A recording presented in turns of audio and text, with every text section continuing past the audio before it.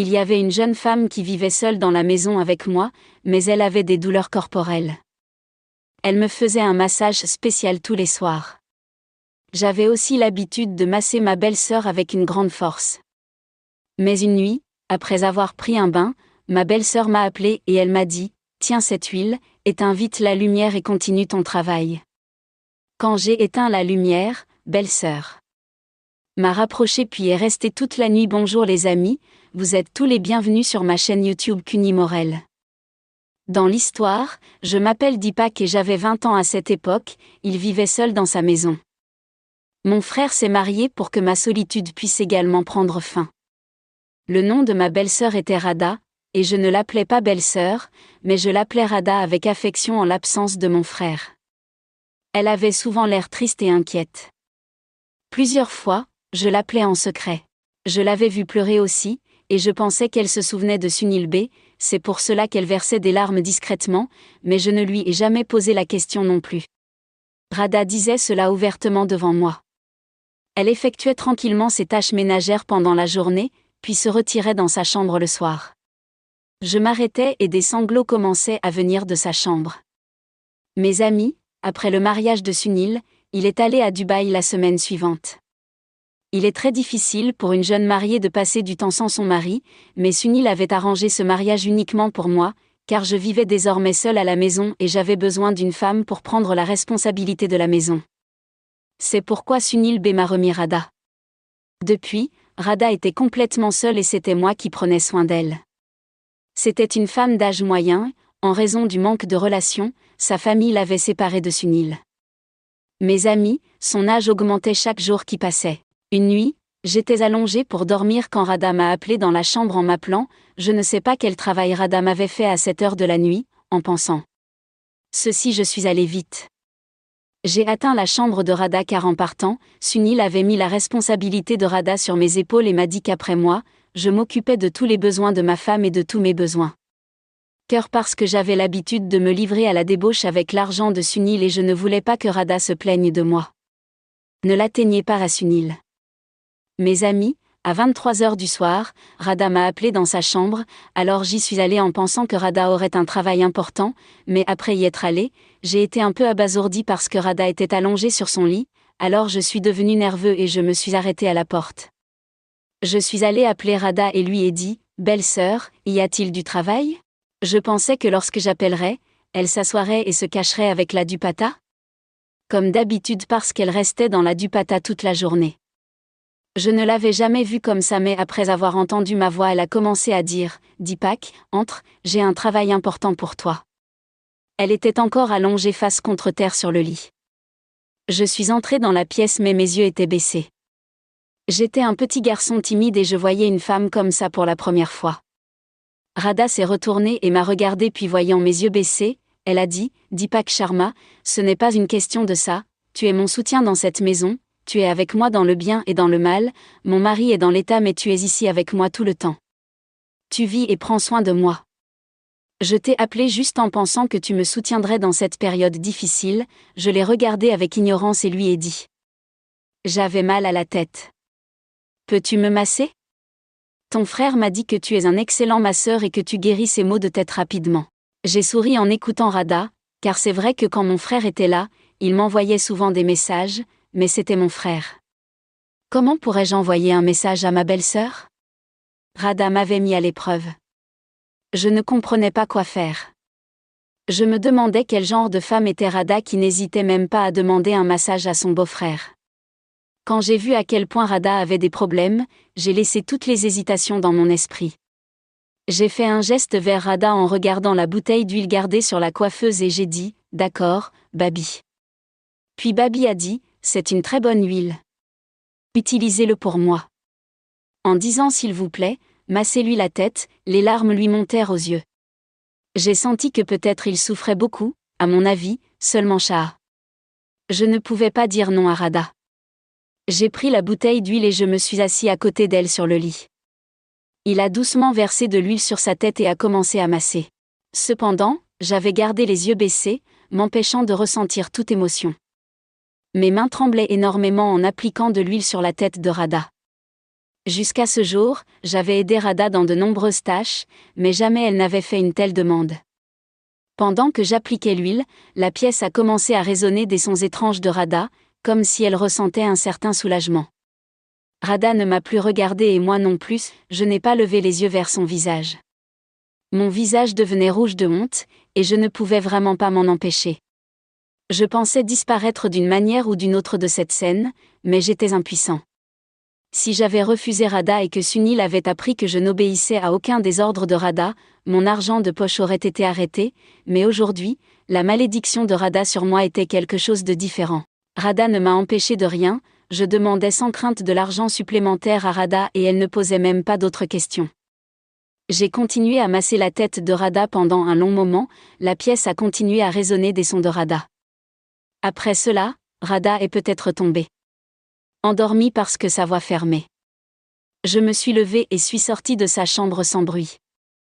Mon cœur battait étrangement. Pour la première fois, j'avais ressenti la proximité d'une femme, allumant un feu en moi. La robe de Radha et son beau teint m'avaient enivrée. Puis, en me rappelant qu'elle était la femme de mon frère, je me suis repentie et j'ai décidé de ne plus aller dans la chambre de Radha la nuit. Le matin suivant, Radha portait entièrement une dupatta. Elle me préparait le petit déjeuner, après l'avoir placé devant moi, elle m'a remercié en disant « Deepak, tu as mis fin à toute ma douleur, je te suis vraiment reconnaissante. » J'étais gênée en entendant Radha, alors je suis allée vers elle et j'ai dit qu'en réalité, tu fais tout le travail ménager seule toute la journée, ce qui te rend très fatiguée. Je vais essayer de t'aider à la maison où tu pourrais embaucher une domestique. En m'écoutant, Radha a commencé à dire que sa fatigue ne pourrait jamais disparaître. Le jour où Sunil reviendra, cette fatigue, elle-même, ne s'en ira jamais. Ça finira par disparaître tout seul. Je ne comprenais pas vraiment le sens des mots de Radha, mais elle était déjà retournée à la cuisine. C'était l'heure de partir pour l'université. J'ai quitté la maison, mais Radha continuait de penser à moi constamment. Quand je suis rentrée à la maison cet après-midi-là, ma sœur était également revenue. J'ai pensé que d'une manière ou d'une autre, je devrais lui donner une chance et lui parler du massage que Radha m'avait fait. Mais Radha et Didi étaient tellement plongées dans leur conversation que Didi ne me prêtait guère attention. Elles étaient devenues amies, et Didi faisait asseoir Radha sur les yeux de monsieur. Après un moment, Didi est partie en disant que son mari devait travailler et que je ne pouvais pas lui parler de massage. Puis, Didi est allée se reposer. Plus tard, en sortant de la pièce, j'ai vu Radha laver du linge et transporter difficilement le seau de vêtements jusqu'à la terrasse. J'étais gênée de voir que tous ces vêtements étaient les miens et à cause de moi, il a dû aller à la terrasse même dans de tels ennuis. J'ai immédiatement appelé Radha et lui ai pris le seau des mains. L'être tout entier de Radha était trempé de sueur à cause de la chaleur intense et puis, en lavant quelques vêtements, sa robe est également devenue plus légère. J'ai attrapé le seau de Radha et j'ai atteint la terrasse. Ensuite, avec lui, j'ai étalé tous les vêtements sur les cordes et nous sommes redescendus. Radha marchait d'une manière étrange, comme si elle souffrait beaucoup. J'ai moi-même dit à Radha, si tu demandes, va chez un médecin, je pense que tu as plus mal à la tête. Sur mes mots, elle a souri tristement et a commencé à dire. C'est le résultat de mes erreurs. Après avoir écouté Radha, je suis resté silencieux et je l'ai regardé. Elle a dit, ne vous inquiétez pas, je vais bientôt me rétablir, puis je suis allé dans sa chambre. Ces derniers jours, tout ce que Radha disait me dépassait. Le problème n'existait plus pour moi. Parfois, on a l'impression qu'elle essaie de cacher quelque chose. À la fin de l'après-midi et au début de l'été, j'ai ressenti le besoin de prendre du thé. Quand je me suis approchée de la chambre de Radha pour lui demander du thé, j'ai commencé à entendre la voix de Radha de l'intérieur. Elle pleurait et disait à quelqu'un, « Tout cela est arrivé à cause de toi, tu es responsable de mon état aujourd'hui, je me suis ruinée à cause de tes paroles, après avoir écouté Radha, je me suis arrêtée à la porte, je ne sais pas. » À qui parlait-elle ? Ce n'était sûrement pas le frère de Radha. J'ai eu la chair de poule après avoir écouté ce que j'avais compris comme étant les paroles de Radha. Était-ce la raison du mal de tête de Radha qu'elle pensait mal au-delà de cela avec quelqu'un d'autre ? De la fumée a commencé à sortir de mes oreilles. Je n'ai pas compris à qui dire cela. Sans réfléchir, j'ai appelé Sunil. Je lui ai dit pourquoi ne reviens-tu pas, mon frère, il a commencé à me demander si tout allait bien. Maintenant, que dois-je lui dire sur son genre de comportement? Ma femme fait dans son dos. Je viens de dire que tu me manques, si possible tu reviendrais. Après avoir parlé pendant un certain temps, mon frère a raccroché le téléphone, puis j'étais plongée dans mes pensées, ne comprenant pas ce que je devais faire et puis cette nuit-là, Rada m'a également appelé dans sa chambre en m'appelant. Quand je suis arrivée dans sa chambre, elle était de nouveau allongée et demandait un massage de la tête.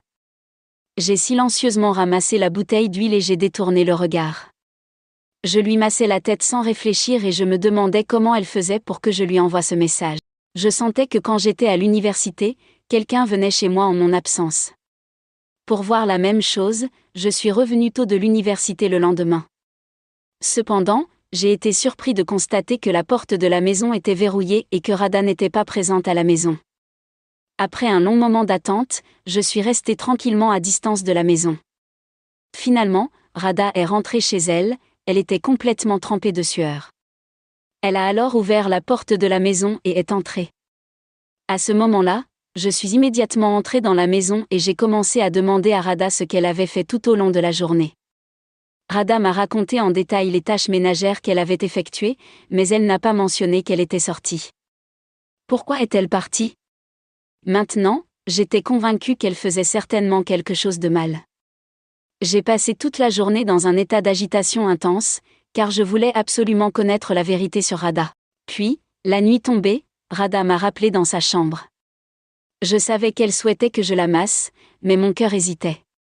Cependant, la réalité était qu'elle avait vraiment très mal à la tête. En entendant sa voix, je suis allée dans sa chambre. Je venais tout juste de récupérer la bouteille d'huile quand Rada a commencé à me raconter de nombreuses choses étranges qui m'ont profondément choquée. Elle a commencé à dire d'abord d'éteindre les lumières. C'était la première fois que Rada me demandait de l'éteindre. J'ai été surpris et j'ai demandé pourquoi éteindre la lumière. Mais elle a commencé à insister sur sa demande répétée, j'ai éteint la lumière et dès que je me suis assis près d'elle. Pour le massage, Rada m'a pris la main. J'ai été stupéfait par son action et j'étais aussi très en colère. Elle dépassait toutes les limites, j'ai dit avec colère, « Qu'est-ce que tu fais ?» Elle a commencé à dire, « Deepak, je veux te parler. Très important mais j'ai tellement de courage que je n'ose pas. Que je te rencontre dans la lumière pour en discuter, je vous ai demandé de l'assombrir. » On pouvait entendre l'allergie dans la voix de Rada. Ensuite, elle m'a pris la main et raconté son histoire, me donnant la chair de poule. Rada a dit qu'elle aimait beaucoup les garçons, mais personne ne l'a approchée. Ainsi a commencé sa vie de solitude. Puis, avec beaucoup de difficultés, une personne est entrée dans ma vie, qui m'a montré des rêves d'amour et j'ai commencé à lui verser mon salaire. Je lui donnais l'argent qu'il demandait, mais quand je lui demandais de m'épouser, il refusait en disant que j'étais vieille maintenant et qu'il ne voulait pas m'épouser. Il a pu trouver une compagnie avec une jeune fille car il avait beaucoup progressé. Grâce à moi, il avait également créé une petite entreprise. Quand il avait tout, il n'avait plus besoin de moi. Mais à cause de mes 2 emplois que j'ai eus pendant si longtemps, l'ego de mon corps m'avait quitté. Chaque jour, je commençais à ressentir des douleurs au dos et parfois à la tête. J'étais vraiment brisée. Ensuite, la relation avec ton frère est arrivée, mes parents m'ont forcé à me marier. Je me suis mariée et je suis venue ici. Mais tout ce temps, je regrettais de m'être épuisée pour une personne qui n'était jamais la mienne, ni ma sœur ni mon frère. Ni la fille ni mon amour. Puis une douleur encore plus grande m'est venue quand j'ai appris que votre frère s'était marié à Dubaï. Il m'a appelé il y a quelques jours et m'a dit qu'il s'était marié là-bas mais que j'ai complètement perdu mes sens après avoir entendu que je t'avais épousé uniquement pour toi et sa maison. Je me suis entièrement concentrée sur le fait que je n'avais rien accompli même après avoir servi les autres toute ma vie. Rien qu'en pensant ainsi, un jour je suis tombée sur la terrasse en faisant la lessive. À cause de cela, mes maux de tête et de dos ont refait surface.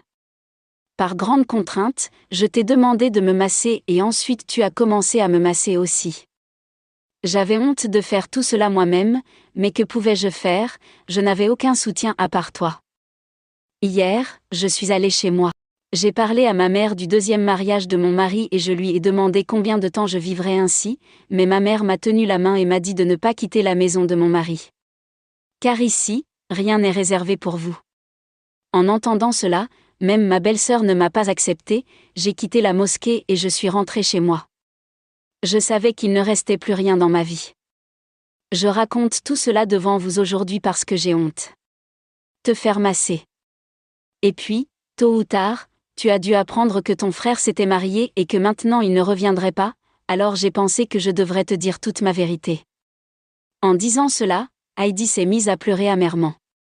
Merci Heidi, depuis combien de temps avions-nous tous les deux éteint les lumières de la pièce la nuit ?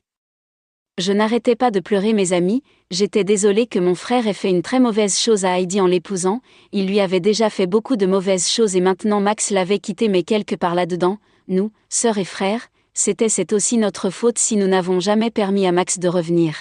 Son âge passait et il serait resté seul longtemps, alors il a épousé une femme dans l'état même. Mes chers amis, après plusieurs jours, Heidi a commencé à dire qu'elle passerait toute sa vie en silence dans cette maison. Elle a dit, « Je te respecterai et je prendrai soin de la maison.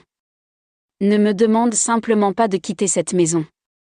Ton frère ne reviendra jamais et je dois rester ici, dans cette maison. » J'ai dit à Heidi que ce n'était pas possible. Je ne te demanderai jamais de partir d'ici. Personne ne peut gérer cette maison comme toi, mais pourquoi choisirais-tu de vivre une vie de solitude ? Je veux que tu divorces de Max, prends-le et épouse-moi. Heidi a été surprise après avoir entendu mes paroles. Je me suis levée et j'ai allumé la lumière de la pièce et j'ai dit à Heidi que tu as aussi droit au bonheur, mes études sont sur le point de se terminer, j'obtiendrai un travail bientôt, d'ici là tu termineras ton IDA et ensuite nous commencerons une nouvelle vie Didi et tu seras une bonne amie. Quand Didi saura la vérité, elle aussi ne la niera pas. Elle dira que je suis beaucoup plus âgée que vous. Les gens en feront des choses. Que dira le monde ? Je suis l'État. J'ai trompé mon mari et épousé mon beau-frère. J'ai dit à Heidi que ce monde était là.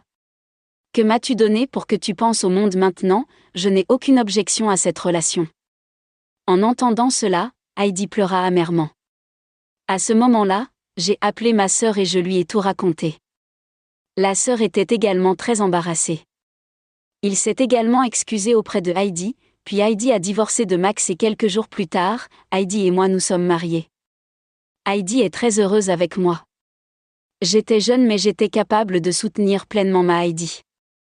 C'est excellent pour notre relation. Quelques mois après, Heidi et moi avons entamé une nouvelle vie. De nombreux invités ont assisté à notre mariage, et Didi est venu célébrer avec nous. Dans cette relation, notre amour pour la plage a grandi peu à peu. C'était un nouveau départ pour Heidi. Et j'ai veillé à ce qu'ils ne se sentent jamais seuls. Mes chers amis, nous étions tous les deux heureux ensemble, mais Heidi avait encore une certaine amertume en tête. Elle se demandait souvent si la famille de Max l'acceptait vraiment après son deuxième mariage. Je lui ai expliqué que, peu importe ce qui arrive, c'était quelque chose du passé. Nous devrions nous concentrer sur nos nouvelles vies et nous soutenir mutuellement. Un jour, j'ai dit à Heidi que tu devrais vraiment poursuivre tes rêves. Tu as toujours été un excellent cuisinier, alors pourquoi ne pas ouvrir un petit café ? Heidi a suivi cette suggestion que je lui avais faite. Au début, elle a hésité, mais après avoir reçu mon soutien, elle a repris courage. Mes chers amis, ensemble nous avons ouvert un petit café où Heidi a commencé à toucher le cœur des gens grâce à ses plats spéciaux. Le travail acharné et le talent d'Heidi ont fait que le café est rapidement devenu populaire. Progressivement, Heidi n'a pas seulement réalisé ses rêves, mais elle a aussi créé un avenir meilleur pour nous. Cette plage, Max est également revenu. Lorsqu'il nous a vus dans sa maison, il a d'abord hésité, puis il s'est excusé auprès de Heidi. Je t'ai estimé. Je n'ai jamais vraiment compris Heidi. Après cela, Heidi a dit à Max qu'elle devait l'avancer. Max l'avait compris et voyait son propre bonheur dans celui d'Heidi. L'histoire se termine avec une nouvelle vie remplie d'amour, de dévouement et de confiance, offrant à Heidi non seulement une nouvelle identité, mais lui enseignant aussi l'importance de laisser le passé derrière soi et d'avancer. Nous avons tous les deux appris qu'il y a des difficultés dans la vie, mais qu'avec les bonnes décisions et le soutien, on peut surmonter tous les obstacles. Notre amour est devenu plus fort et nous avons trouvé plus de bonheur ensemble.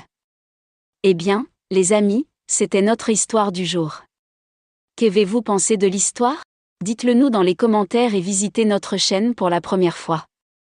Alors abonnez-vous aussi à la chaîne. On se retrouve pour une nouvelle histoire, merci.